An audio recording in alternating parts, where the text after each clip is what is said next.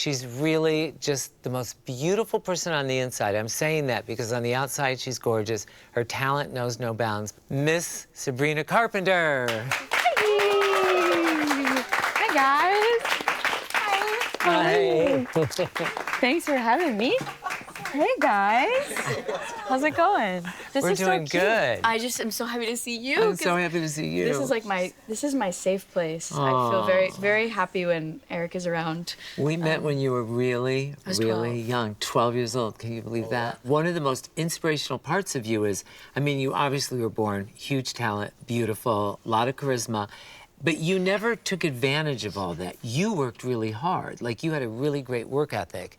I think it's in my nature. Obviously, I'm very lucky. I have, you know, an incredible team of people around me that deal with how I think involved I am in every little corner of the things that I make. You know, when I go to Coachella, when I go to these festivals, like, the thing I want is for an artist to, like, give me everything they have and a little taste of all of it. And I wasn't headlining, so I was like, if I ever want to headline, I gotta, like, make this very memorable. And just do as much as I can with the space that I have at the time that I have. It was at sunset, so that sun was hitting me, and I was like, I thought I was gonna throw up like half the set. But this is also, again, you learn so much, and part of it is also like having that smile on your face when you feel like you feel terrible and you feel like you want to pass out. And I think you've taught me a lot in the sense of just like remaining composed, finding like little techniques on how to like recenter and keep yourself super present in those moments where it feels very easy to like get lost over here. Bring yourself back to like, wow, this is something I've always wanted to do. I'm playing a show, this is fun. And even if it's not for playing a show, even if you're performing in front of a big crowd, a little crowd, I personally get very scared in front of small crowds. This is very intimidating to me. Big crowd, no, it's okay, it's not your fault. No, but I think everyone's different, and some people like thrive with a lot of people, and some people thrive with an intimate crowd.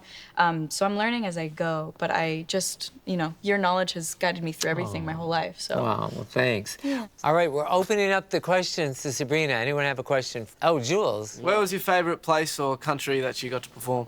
Australia. No. And this is why she does so well. She knows she can read a room. Listen, I will say though that Sydney was one of the most magical cities to ever perform in, and I just got to do that recently on the Eras tour, which was very insane. And that crowd was just like one of one, so special.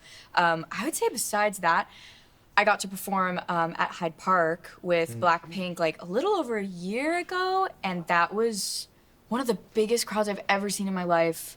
I think it was like 80,000 people. Wow. And it just felt like a sea. I also love London, and playing there was very, very special. That's awesome. Yeah. Anybody else? Yeah. Anna. Sorry. I was mentally prepared and then I wasn't prepared. Oh, that's okay. I have so many questions, but this one, you have like such a big range of the type of songs that you sing, including like the vocal register, but like thumbs versus hearing you sing Hopelessly Devoted to You. Oh. I heard that and I was like, soul is levitating. Thank you. But like, how do you kind of like switch, even though I haven't heard you go from like thumbs to literally those I don't songs, sing but, like, thumbs anymore. But going from like espresso to a song like Hopelessly Devoted to You, like how do you navigate switching between those vocals so fast? Well, I guess what's interesting is people would hear a song like Hopelessly Devoted and think like that's a harder song, which for me, it depends. Like when I'm trying to dance and sing, which your girl is still figuring it out.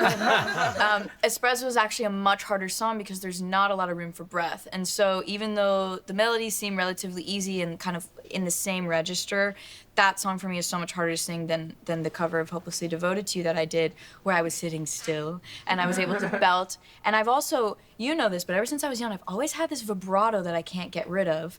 And I've gotten better at learning to control it, but I realize it's kind of what makes my voice my voice. And I really love it on a song like that, where I can kind of sing these more elongated notes and my vibrato gets to feel like myself. Espresso is a little harder for me, again, because of the short breath control, and and just how precise some of the notes are. And when I'm in the studio, I was like, this is fun, like, love this song. And then once I got on stage, I was like, this is kind of hard. Like, why did I write this song? But again, I'm always up for a challenge. I'm definitely still learning. And that's the easiest answer for that, is like, I get really excited to be able to showcase my range in a show. So that's why I include a song like Hopelessly Devoted. And that's also why I'm able to sing a song like Espresso. And yeah, I don't know. It's a good question, though, because I really do think a lot of it is you sort of just figure it out in the moment. Your songs are so personal. I mean, you really take personal, right, things out of your life. Too personal. No, but which I've just loved Thanks. all along, going back, even like Sue Me, which was so brilliant. Do you have any tips or like songwriting, little things that have helped you along the way that maybe someone has imparted to you? I think I've really learned that there is no how-to, there is no manual, except your own instincts are your best friend. And I know it sounds like an easy sort of, I guess, piece of advice, but I've sort of really started to realize that in the last few years of trusting my gut, trusting my instincts. I just feel so great when I've accomplished, like, being able to put a experience or a feeling into words, because for most of our life, we're sort of dealing and battling with these emotions and feelings that we don't understand. So when I'm able to sort of sit down and think about something and think about the things that make it wrong, think about the things that make it right, I try not to write from a perspective of like, I'm right about everything. I try to write it from a perspective of like, I might be stupid and I might be making the worst decision of my life, but I just have to accept that. And, you know, and then other songs, you can point a finger and that's okay. But it's just important to remain true to your own voice. I think especially now. I don't know how you feel about this, but I feel like it's really easy right now to sort of like look at everyone else and what everyone else is doing. And I sort of grew up with this mentality being sort of put into my head by different like record executives when I was younger of like, if this is what's working for other people, then you need to do that. And I don't think that that's true. I think that you should do whatever feels the most authentic to you. And if that means getting online and getting in front of a camera and making videos and, you know, promoting your work, then that's one thing. And if not, then you don't have to do that. And there's other ways to find ways to be creative and to also share your work without it kind of, I think, making you feel like you're being something that you're not. So that's something I'm still learning right now even, but I'm very fortunate to, you know, have been doing this for a while before social media kind of got to the point that it's at now. It can be like a blessing, it can be a curse. But I think with songwriting, I write everything down. And that's something that I will always do for the rest of my life, whether that's in a notebook, whether that's voice memos, and in super inconvenient places. I'm just constantly documenting even thoughts that feel unnecessary or thoughts that feel not useful, because they always guide me to the place that gives me the idea that I would have never had if I didn't just write down this like other stupid little thought. So yeah, I would say that. But it makes sense because it's you. It is really an extension of who you really are as a person. Yeah. You're not trying to become somebody else. Which or then something starts else. raising some eyebrows because people are like, so you're just like super horny, or like, what's your brand? I'm like, no, it's not that. It's not that. But it's an extension. Like my sense of humor is a part of everything I do, and I think that started to trickle down. I hate trickle down. I hate when people say trickle down, but that is what I'm It's part trying of to say. it, yeah, and it leads you to the thing that you really do want to say or need to know. I've also experienced so many times writing other better songs in the midst of writing one song. Of like, I'm writing something and I go, oh, I really love this line and I really want to put it in this song, but it doesn't really fit this song, but maybe that's a whole other song. And then I end up writing that whole other song, and that was the song that spoke so much more truer to my actual emotions than the one I was writing.